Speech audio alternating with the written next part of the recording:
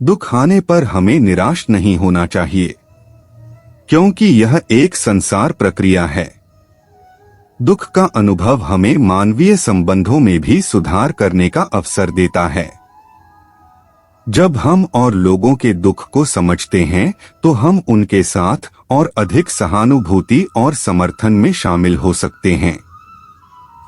यह समर्थन एक सजीव समुदाय की नींव होती है, जो हर किसी को आगे बढ़ने के लिए शक्ति प्रदान करता है।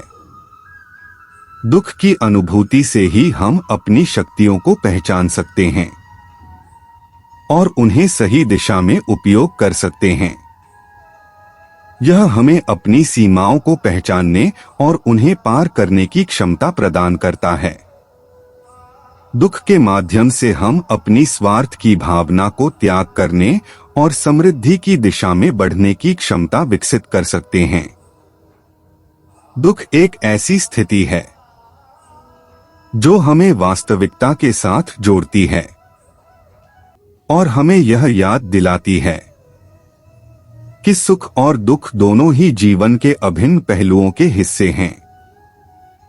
दुख को अपनाकर हम अपने आत्म विकासन का संचार कर सकते हैं और अधिक संतुलित जीवन जी सकते हैं।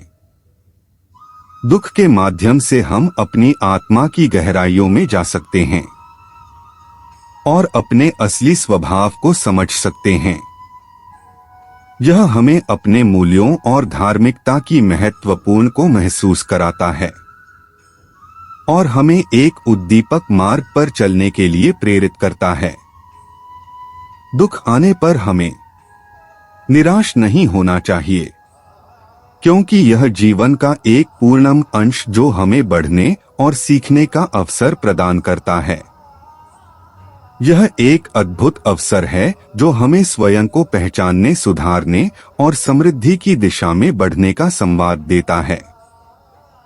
जय श्री कृष्ण। युद्ध के मैदान में खड़े अर्जुन के दिल में भय और संदेह थे।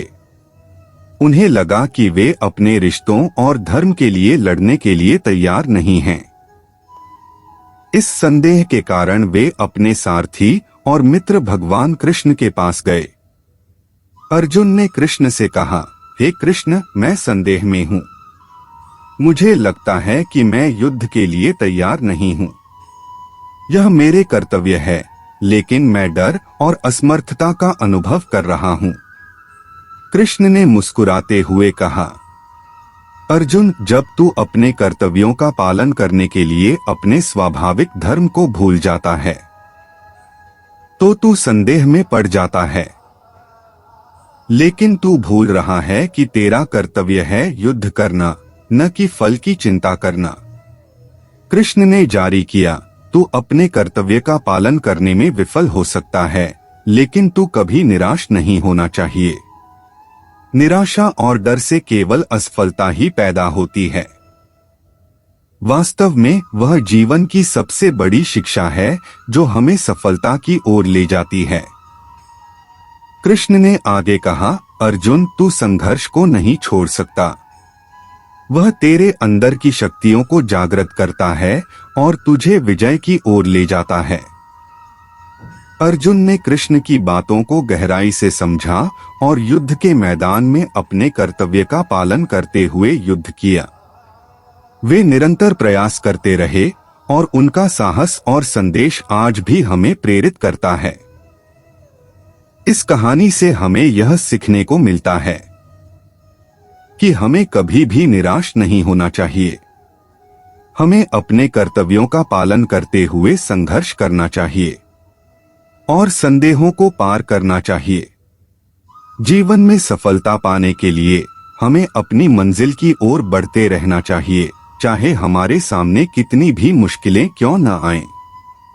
कृष्ण की उपदेश को ध्यान में रखते हुए हमें यह समझना चाहिए कि जीवन में सफलता का मतलब बस कामयाबी नहीं है।